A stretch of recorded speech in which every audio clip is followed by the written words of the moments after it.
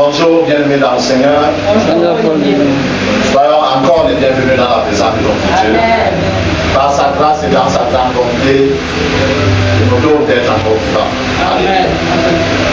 Plus encore d'avancer dans notre programme de ce matin pour parvenir à cet instant aussi particulier où après avoir donné à Dieu ce qu'il mérite, lui également, puisqu'il n'est jamais redevable, il n'a jamais été redevable. Depuis toute éternité, jusque dans l'éternité, il ne sera jamais redevable. Alléluia. Lui également veut nous donner ce que nous méritons, mais ce qu'il voudrait que nous soyons. Alléluia.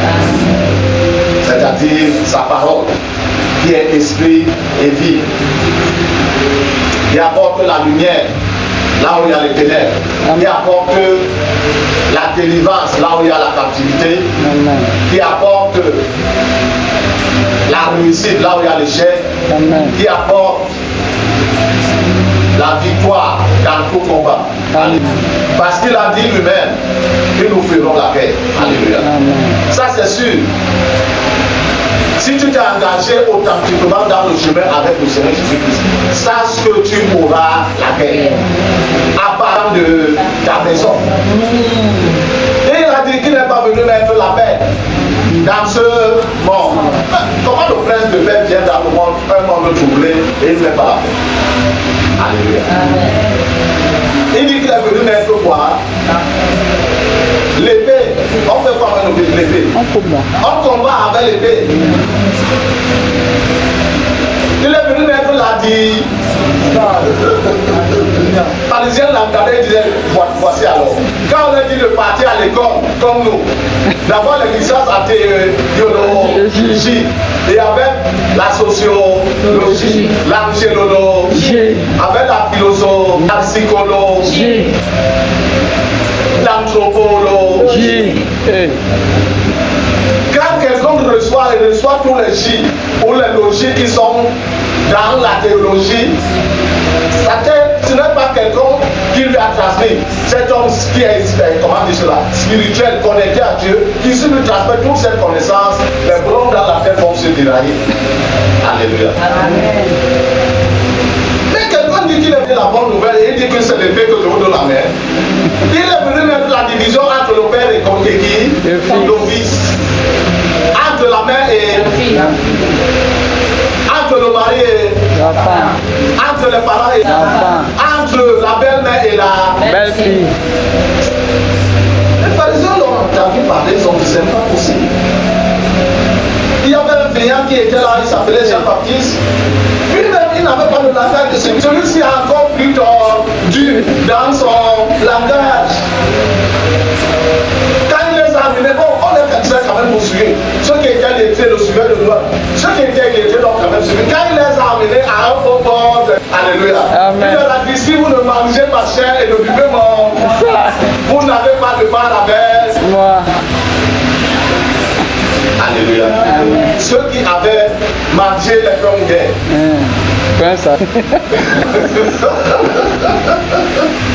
Les pommes sardines hier, à 2 reprises, ils voulaient venir l'arrêter pour l'établir roi, alors que c'était encore Hérode qui était roi. Le Seigneur a su cela, il a. Il leur dit non maintenant, vous savez, on mangeait le pain là, et la sardine. Là où Jésus s'appelle, c'est comme vous puissiez manger mon corps et boire mon sang. On vous disait depuis, c'est un cannibalisme, c'est un ritualisme, c'est là où il veut nous amener. Et le corps dit qu'il a un démon.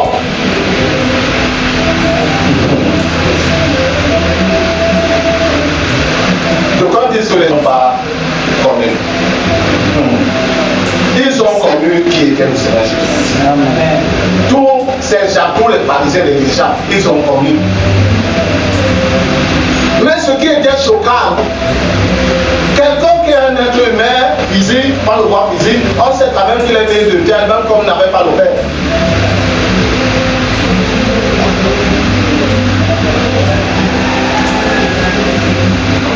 Il dit, je suis.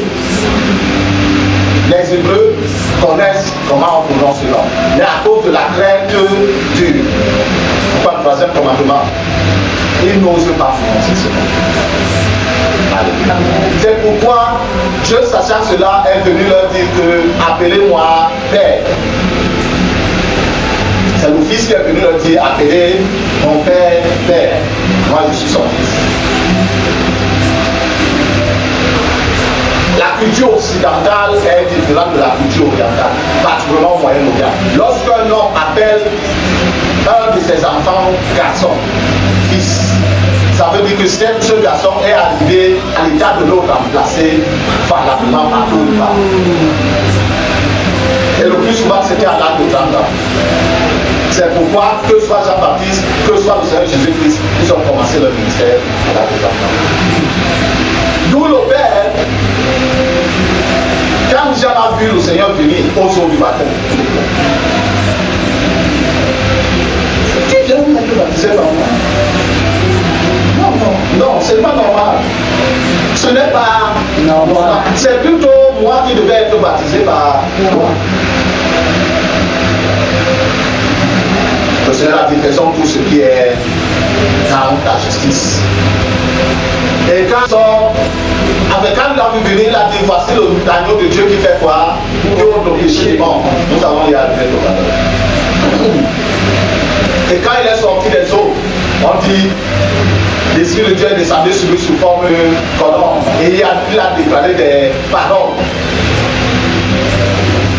Voici mon fils bien-aimé en qui j'ai mis toute mon attention, pour ma confiance. Donc quand il avait entendu là, les disciples même de Jean ont suivi le Seigneur Jésus. Ce n'est pas là où nous allons, c'est juste une parenthèse. Alléluia. Nous voulons traduire notre chers téléspectateurs, nous n'avons pas oublié de vous saluer, bien-aimés. Nous apprécions le temps que vous disposez à suivre nos messages vidéo. Et comme nous vous l'avons déjà dit, et nous nous répétons tout juste, que ce temps n'est pas perdu. Amen. Si et seulement si vous accordez non pas au ministère de l'étude c'est pour des anges, encore moins à l'évangéliste Olivier, mais à Dieu, ce n'est pas un temps perdu. C'est un gain du temps. Et Dieu qui est Dieu et qui n'a jamais été redevable va Dieu ce temps au moment même où vous ne vous attendez pas. Amen. Et nous saurions aller encore plus loin, ça nous remettre entre les mains de celui-là. Il nous réunit ce matin, de celui-là qui peut nous faire comprendre la parole. Parce qu'il a dit, il a caché ces choses aux sages et aux intelligents de ce monde. Mais il les a révélés à qui? Aux petits enfants. Les petits enfants, c'est disent que je ne sais rien, je ne peux même pas comprendre. Aide-moi à comprendre. Donc on disait qu'ils étaient voyants, qu'ils voyaient. Mais quand le Fils de l'homme est venu, ils sont devenus aveugles. Parce qu'ils ne comprenaient plus, quelqu'un qui n'a pas fait leur école et qui se retrouve à dire des choses aussi profondes, au fond le docteur de théologie Nicodème a été étonné. Lui qui est un maître, il dit au de l'homme que maître, il l'appelle maître. Donc, le Fils de l'homme est plus est un maître. Alors qu'il était docteur en théologie. Ce n'est pas maintenant de nos jours que la théologie a commencé. Elle a commencé depuis. Mais elle a appris à égarer les gens avant et elle risque encore égarer beaucoup en ces derniers temps. Il parle de lui parce qu'il avait peur que ses collègues le voient parce qu'ils se sont attirés là. On ne l'accepte pas. Il veut venir nous enlever, comment dire cela, le prestige d'être sur la chair. Que nous descendions et lui seul reste sur la chair. C'est sa chair. Le pupitre sur l'autel-ci, c'est l'autel de qui? Ah, de l'évangéliste Olivier.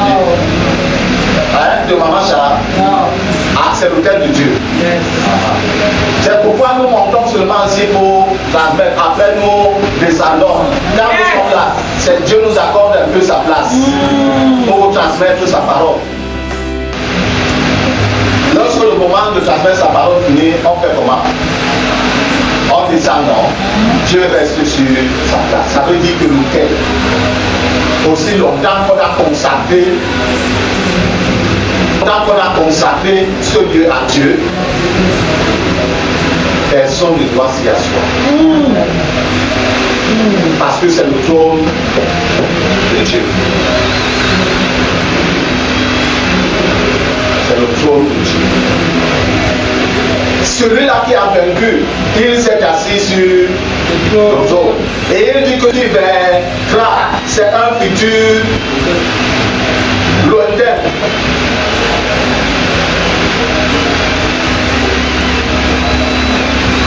Celui qui vaincra. C'est alors là qu'il pourra s'asseoir sur son trône. Tu n'as pas encore vaincu. Le match n'est pas encore terminé. Tu t'assois sur le trône.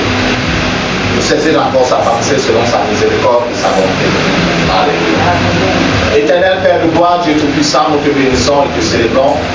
Nous honorons ton Saint-Nom et ta majesté. Merci pour ce matin. C'est de ce que tu nous conduis vers ce culte de célébration à ta gloire. Jusqu'à ce moment, tu partages de ta parole. Nous voulons, Seigneur, nous remettre en tes mains. Donne-nous encore un cœur et des oreilles de disciples, ô Dieu, selon ta grande bonté et ta miséricorde. Permets que ta motivation ce matin vienne, ô Éternel, à tomber sur la terre fertile de notre cœur, afin de pouvoir germer, Seigneur, pousser racines germer, grandir et fruits de fruits au sanctuaire pour la gloire de ton Saint-Nom, au nom de Jésus-Christ de Nazareth. Amen. Amen. Que ça soit bien-aimé. Par la grâce du Seigneur, ce matin, nous tirons édification sur le thème la fausse assurance dans l'égarement.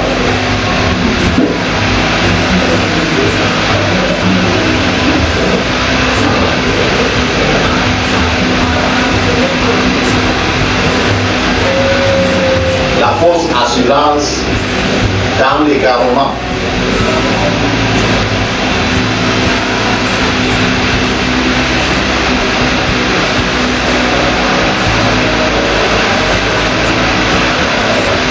L'assurance, c'est quelqu'un qui est sûr de soi, non? Ou alors sûr de quelque chose, non?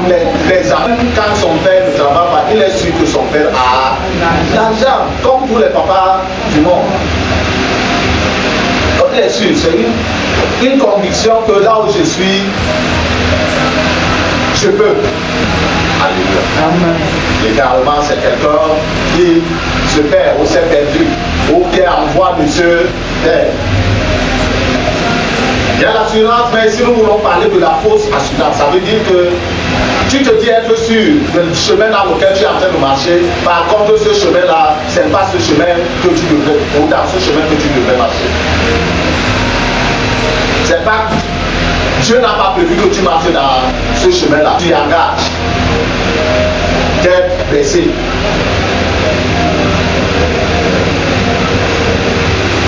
Comme le Seigneur, et plus encore, loin l'apôtre Paul nous disait que dans les derniers jours, bref, même tous les apôtres qui ont écrit, ils disent que dans les derniers jours, en effet, ils parlaient en leur temps en 54 en montant, au 56 en montant. Donc ce n'était pas, ils n'avaient même pas encore atteint le niveau 100 ans. Bref, à partir de l'an 0, bien entendu. Eux déjà en leur, il y avait des faux docteurs, des faux enseignants. Et plus encore dans ce temps de la fin, le diable qui sait et qui sait et qui sait et qui sait, bien qu'il ne sache pas parfaitement, mais il sait que les secondes sont en train d'avancer. Quand midi veut sonner là, les secondes dans le chrono de Dieu sont en train d'avancer par rapport à sa fin. Il multiplie. Et nous sommes dans ce temps où on déjà surgi toutes sortes de docteurs transmettant toutes sortes d'enseignements. Quelquefois même, ils donnent des enseignements ou alors des révélations qui sont au-dessus de la révélation que nous avons dans la Bible. Et je me pose la question, ils prennent leur appui sur moi. Alléluia. Toute révélation parlant de la chose de Dieu, si elle n'a pas de soutien dans la parole de Dieu, voir depuis l'Ancien Testament et dans le Nouveau encore, ce n'est pas de Dieu. Quel que soit l'issue de l'évangile ou un leader quelconque parlant de Dieu, ce n'est pas de Dieu. Pourquoi Dieu nous parlait la fois dernière la nécessité urgente de l'éclosion des dons de révélation dans les églises locales. Dieu a dit que laissez les trois ensemble, livret et noblé, jusqu'à la moisson. Ceux qui connaissent ces deux plans, disons ça ici, parce que l'objet aussi ça est une plante. L'hiver seulement la plus mauvaise plante. Les deux se descendent.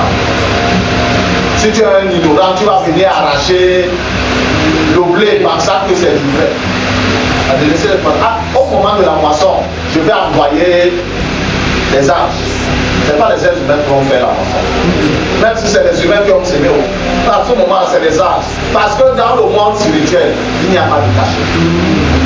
Il n'y a pas de camouflage. Il n'y a pas de déguisement qui tienne. Chacun connaît son identité. Chacun connaît sa position. Vous l'on dit dans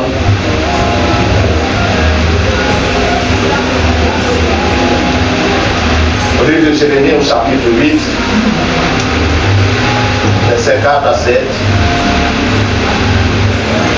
Jérémie 8, verset 4 à 7. Dans ma version, il est écrit, verset 4. Dis-leur, ainsi parle l'Éternel, est-ce que l'homme tombe sans lever, ou se détourne-t-on sans revenir? Pourquoi donc ce peuple de Jérusalem, ou ce petit peuple de toi-là, t'abandonne-t-il à de perpétuels égarements? Il persiste dans la tromperie, il refuse de se convertir. Verset 6. Je suis attentif et j'écoute. Il ne parle pas comme il devrait. Aucun ne se répand de sa méchanceté et ne dit qu'ai-je fait. Tous reprennent comme un cheval qui se lance au combat. Même la cigogne connaît dans les cieux sa saison. La tourterelle, l'hirondelle et la grue observent le temps arriver. Mais mon peuple ne connaît pas la loi de l'Éternel. Alléluia. Nous sommes toujours dans Jérémie, chapitre 6.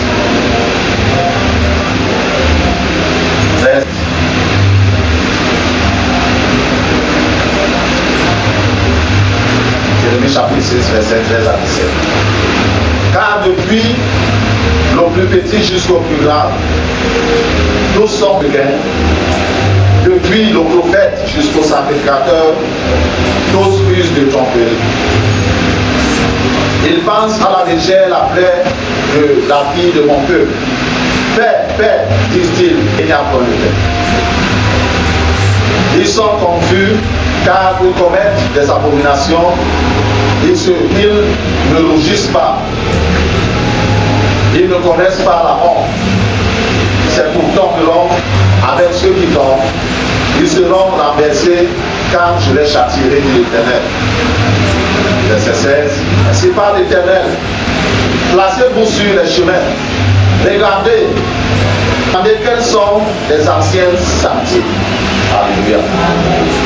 Quelle est la bonne voie? Marchez-y. Et vous verrez du repos. Vous trouverez de vos âmes. Mais ils répondent, nous ne marcherons pas.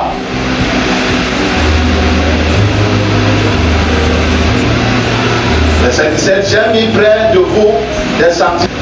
Soyez attentifs au son de la trompette. Mais ils répondent, nous n'y serons pas attentifs. Nous sommes en 2004, n'est-ce pas? Il y a 12 ans de cela. J'avais la soif. Je voulais connaître davantage. Je me suis inscrit. En effet, bon, il y avait une seule de moi qui avions assisté un homme de Dieu qui a une école de théologie. Je ne sais pas si cette école existe jusqu'à présent, mais à ce temps-là, il avait l'école de théologie. Nous l'avons assisté dans le programme par rapport à la graduation qui devait être organisé avant. Et bon, pour nous a dit que pour nous remercier, il nous donne une année gratuite dans la première année dans l'école de théologie. Nous avons acheté les manuels. Je me suis engagé, dit que c'est une bonne occasion. Je voulais connaître davantage. J'ai fait la première année j'ai réussi pour aller en deuxième. La deuxième année, quand je commence, je veux aller loin, le Seigneur me dit stop. Pas parce que la théologie n'est pas bonne. Mais si celui qui te communique cet enseignement, il n'est pas connecté à Dieu, et que toi-même aussi tu n'as pas les pieds, pas dans l'enseignement à Dieu, ta tête va grossir. Et tu vas penser que tu es plus sage que Dieu et plus intelligent que Dieu. Tu auras des révélations plus grandes que les du Saint-Esprit.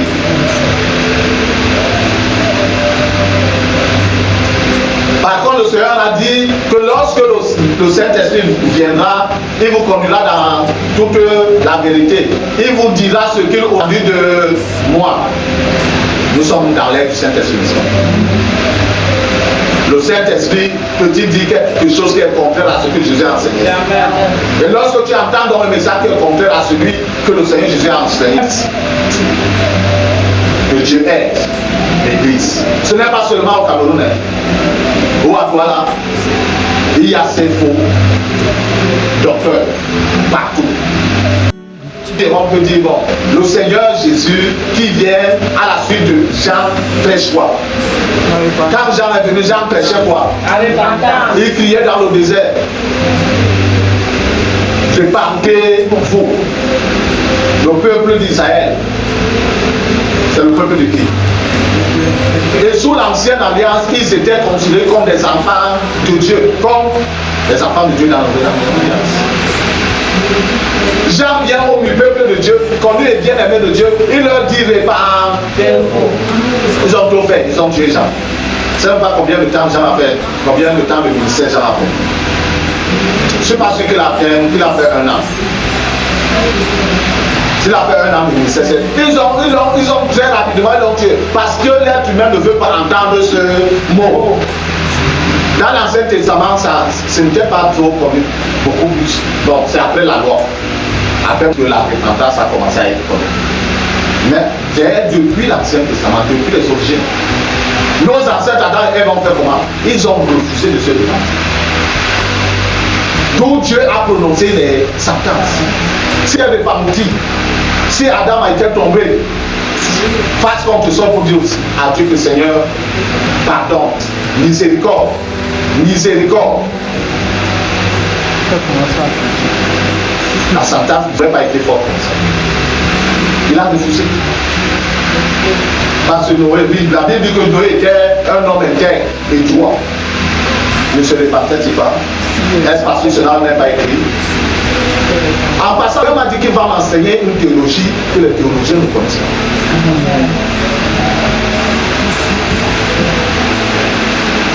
Il parle de la théologie explicite, ce qui est écrit, de la logie et de la théologie implicite, ce qui n'est pas écrit, mais qui est pourtant vrai.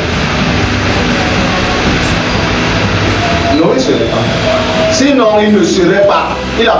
Qu'est-ce qu'il avait? La chair et le sang. Il était descendant de qui? D'Adam. Et tous les descendants d'Adam sont comment? Des pécheurs. Non, je ne suis pas en train de vous poser des questions pièges. Le péché, l'apôtre Paul dit que depuis Adam jusqu'à Moïse, l'homme était sous le péché. Et même lorsque le Seigneur Jésus-Christ revient, ainsi donc bien aimé, tel que je disais, parlant de Noé, si Noé ne menait pas un style de vie de dépendance, Dieu n'aurait pas reconnu qu'il était un homme intégré. Puisque dans son sang, c'est le sang de qui? Les gènes de qui? D'Adam et d'Ève. tout le monde était sous le péché, condamnable. Et peut-être même condamné. Si le Seigneur Jésus n'avait pas dit que c'est bien, ils ont peut-être la version 8/20. Donc, trop avancé. En informatique, il y a des versions et des versions. Quand tu as atteint 1.1 et quelqu'un a la version 10.10.10, ta version est obsolète, archaïque.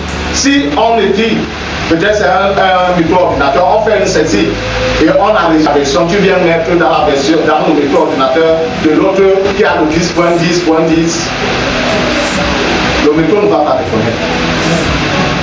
Quelle que soit la marque, ou bref, quel que soit le logiciel, que non. C'est trop ancien, c'est trop dépassé, trop périmé. Mais il y a quand même l'appellation d'un mois, l'appellation de 2 mois. Mais tu sais que l'appellation d'un an, donc dans le médicament là, tu veux l'injecter, il va faire comment? Il meurt là, il meurt. Yes. Le Seigneur a dit, viendront à vous avec le vêtement de quoi? Alors qu'à l'intérieur, ce sont quoi? Des loups féroces. Yes. Si on met le chien, même si c'est un berger, on met le loup, de même gabarit, le loup tue ce chien. Parce que le chien là a été encadré, éduqué par l'homme. Or, le loup, il est sauvage. Le loup n'est pas méchant. C'est le chien qu'on dit attention, chien. Tu as déjà vu sur la barrière, comme il a eu un chien, on a écrit attention, chien sauvage. On dit attention, chien. Le loup est sauvage. Nous sommes dans cette ère. Nous venons de dire. Le peuple, le Seigneur qui interpelle son peuple Israël, mais qui interpelle tous ceux-là qui ont cru à l'évangile.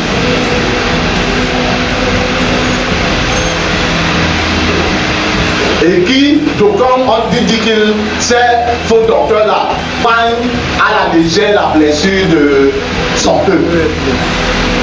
Donc, si quelqu'un vient avec une plaie qui est en train de mourir, tu prends seulement la pénicilline, tu bandes, tu lui dis va, tu es guéri. Jamais. Tu fais comment? Je nettoie. Écoutez bien. Je nettoie. Jusqu'à la profondeur, avant de faire le pansement.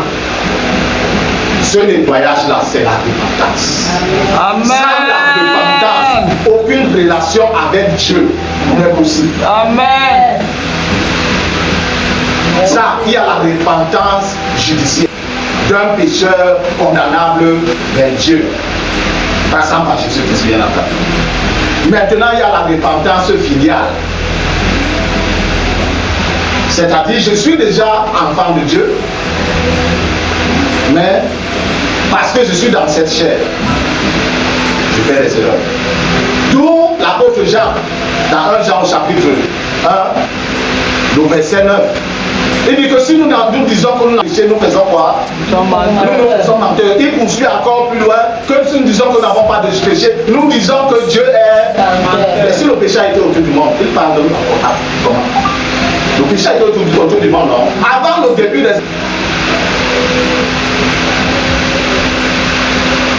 Ou alors, bon, c'est parti par de l'histoire du Seigneur Jésus. En l'an 33 de notre ère, le péché a été ôté du monde. Il n'y a plus de péché. Alors, le Seigneur Jésus ressuscité, il dit à ses disciples, allez annoncer la bénédiction. Non. Hein? Non. Ah, j'ai mal lu. Allez annoncer prospérer. Vous avez dit quoi?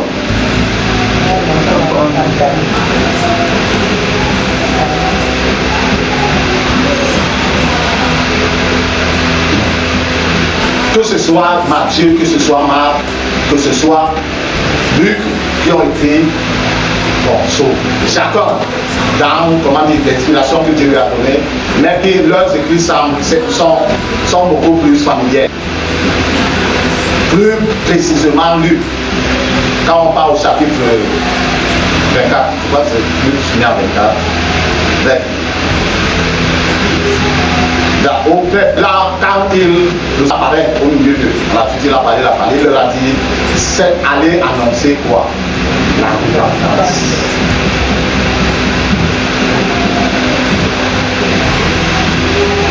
Non, on peut dire que les Pierre et les Jean et les Clodo, et ils étaient les traits. Ils ne connaissaient pas la théologie et la philosophie et la psychologie et l'herméneutique et l'angélologie et l'anthropologie. Paul donc, il connaissait tout ça. Quand le Seigneur l'envoie, il va annoncer quoi?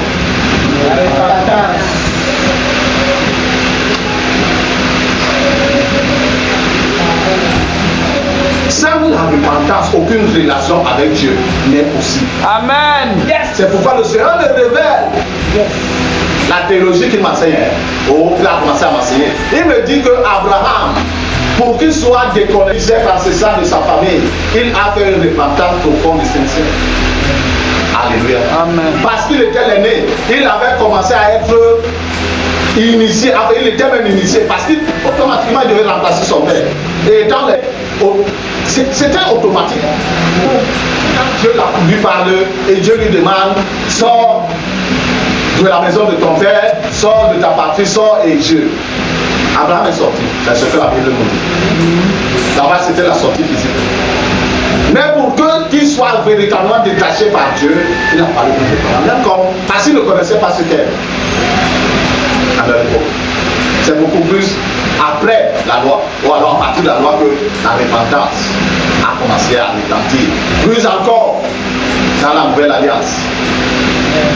Mais le Seigneur qui est le sauveur du monde, il serait venu et commencer à annoncer la bénédiction sur son peuple, n'est-ce pas? Mais pourquoi demande-t-il au peuple? Il s'est répandu. Bon, ils étaient dans l'ancienne alliance, le Saint-Esprit venait seulement sur les prophètes, sur les sacrificateurs et sur les rois. Bon, mais nous sommes maintenant, le Saint-Esprit est répandu sur tous les chrétiens, tous ceux qui croient sont nés de nouveau. Mais parcourons les Écritures, parcourons les livres de Nouveau. Quand Paul arrive, bon, on va dire que bon, Pierre, c'était les Juifs qui étaient dispersés, qui sont venus à Jérusalem, tel que Actes des Apôtres chapitre 2 nous rapporte. Ils sont célébrés la fête de quoi? Des prémices. Parce que la Pentecôte vient 50 jours après la Pentecôte. Ou alors cette fête que nous connaissons sous la nouvelle alliance comme étant la Pentecôte. C'est 50 jours. C'est pourquoi le Seigneur est resté avec eux pendant 42 jours. Il leur a dit de faire quoi? De rester à Jérusalem. Juste à ce qu'ils reçoivent la promesse d'Aaron. Il pouvait leur dire rester juste à 10 jours. Et c'est lui la parole. Non?